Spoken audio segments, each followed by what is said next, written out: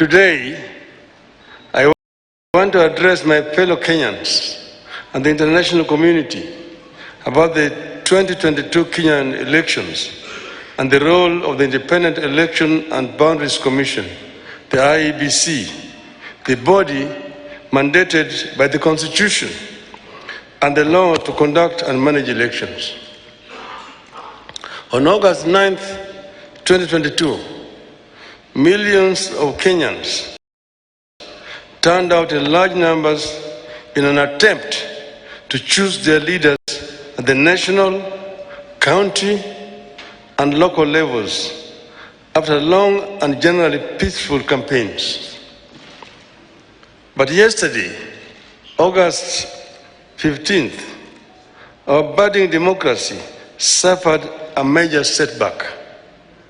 As a result, Kenya faces a grave legal and political crisis as a result of the actions of Mr. Wafula Chebukati, the chairperson of the IEBC. The Constitution and our laws are clear about how the IEBC should conduct its business. There is no more important role for the IEBC than the conduct, transmission, and tallying of the presidential election. We are painfully aware of the past political biases by the IEBC that plunged this country into its darkest chapter. The terrible memories of the aftermath of the 2007 elections are still fresh in our minds. In 2017, the Supreme Court of Kenya nullified the presidential election again because of the misconduct of the IEBC. What we saw yesterday was a travesty and a blatant disregard of the Constitution and the laws of Kenya by Mr. Chebukati and a minority of IEBC commissioners.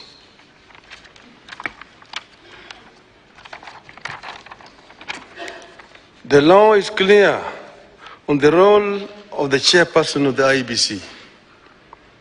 The law does not vest in the chairperson the powers of a dictator to rule the IEBC unilaterally. The IEBC is structured as a democratic institution in which decisions must be taken either by consensus or by a vote of the majority. The chairperson and a tiny minority of commissioners have no legal authority to take weighty decisions and proclaim them as the rulings of the IEBC.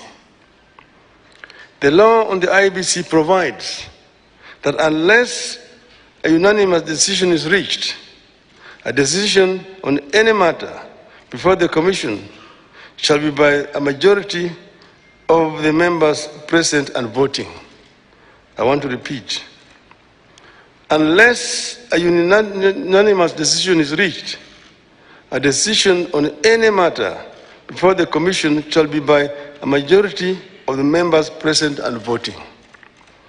In addition, the Court of Appeal in the Maina Kiai case ruled, and I quote again, reiterate, as we conclude, that there is no doubt from the architecture of the laws we have considered that the people of Kenya did not intend to vest or concentrate such sweeping and boundless powers in one individual, that is the chairperson of the appellant.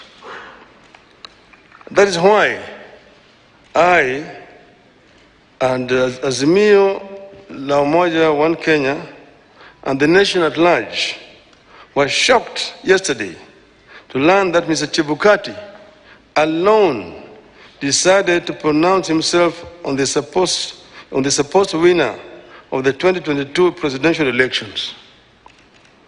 We understand that only Mr. Chebukati alone had access to the tally of the presidential vote. He denied all the commissioners access to that information until he suddenly appeared before the commissioners in the late afternoon to present them with a fait accompli.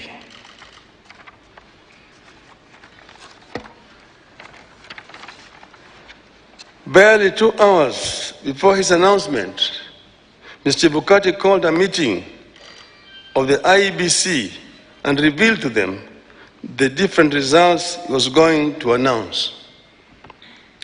4 of the 7 protested Mr. Chebukati's actions.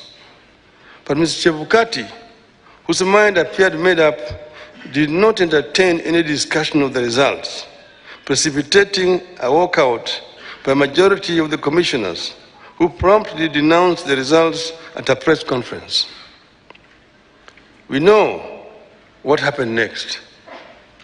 A majority of the commissioners walked out and held a press conference where they denounced the results.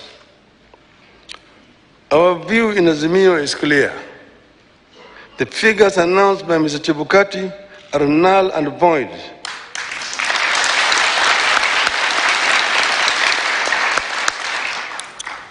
I repeat, the figures announced by Mr. Chebukati are null and void and must be quashed by a court of law. In our view, there is neither a legally and validly declared winner nor a president-elect. Mr. Chebukati's announcement purporting to announce a winner is a nullity. He acted with gross impunity and in total disregard of the Constitution and our laws. He could have plunged our country into chaos had our supporters not exercised great restraint. Such blatant acts of impunity can be a threat to the security of our country. It is not up to us to decide whether Mr. Chebukati has committed an offense. We leave that determination to the appropriate authorities. But for avoidance of doubt, I want to repeat that we totally and without reservations reject the presidential results announced yesterday by Mr. Chebukati. I want to commend our supporters for remaining calm and keeping the peace, and I urge them to continue to do so.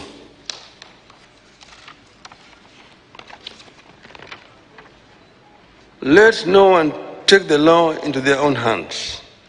We are pursuing constitutional and lawful channels and processes to invalidate Mr. Chebukati's illegal and unconstitutional pronouncement.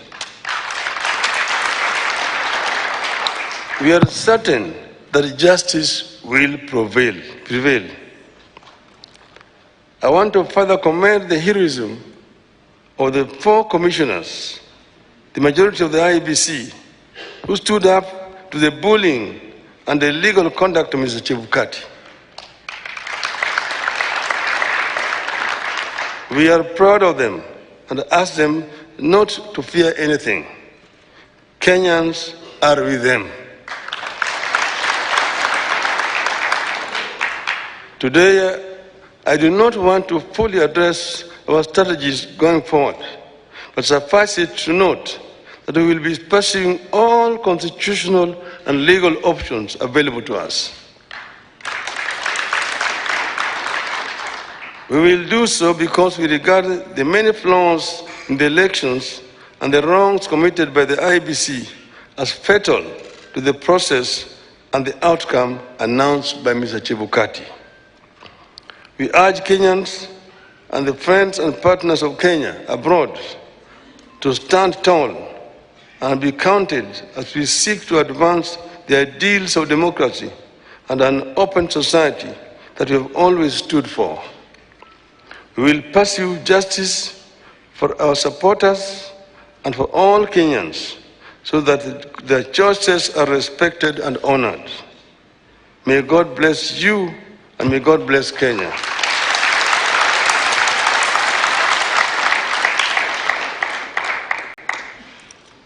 Nataka kuchukua tena fursa hii kutoa shukrani kwa Kenya wenzangu ambayo wameshiriki katika uchaguzi ambayo imepita. Wameonyesha ujasiri, wameonyesha uzalendo na upendo kwa nchi yao. Wakenya kila mahali walijitokeza wakapiga kura kwa njia ya amani. Na sasa yale ambayo yalibaki ni tume ya uchaguzi kuhakikisha kwamba ile ndoto ya Wanakenya imeheshimiwa. Tumegundua hitilafu ambayo imefanyika katika IEBC ambayo imejaribu kutaka kukiuka yale ambayo Wakenya wenyewe walikuwa wamefanya. Tumeona yale ambayo imefanywa na yule mwenyekiti wa tume ya uchaguzi Bwana Wafula Chebukati kwa kujaribu kupindua ili uamuzi ya Wakenya. Anafanya hivyo bila kushauriana na wale wenzake ambaye wako pale pamoja naye katika tume ya uchaguzi. Sisi Wanakenya na Wanaazimio tunapenda amani. Tunapenda umoja wa Kenya. Tunataka kuona kama Wakenya wameungana kama kitu kimoja. Ndio tunaongea juu ya azimio la umoja. Tuko na nia ya kuona kwamba Kenya imetoka katika janga la ufukara, janga ya kutokuwa na amani, na janga ya ubaguzi ya kikabila, ili Wakenya waungane kama watu moja, waweze kutekeleza wajibu yao kulingana na ndoto ya uanzilishi wa taifa letu. Hatutakubali, nataka kurudia haya, hatutakubali mtu mmoja ajaribu kuleta vurugu katika taifa letu, kujaribu vile vile kubadilisha yale ambayo Wakenya wameamua kama watu moja. Wakenya hawatakubali, hatutakubali. Tutazidi kutetea nchi yetu na katiba letu kama Wakenya ili Kenya iweze kuendelea mbele. Asanteni sana. Mungu ibariki Kenya, nchi yetu.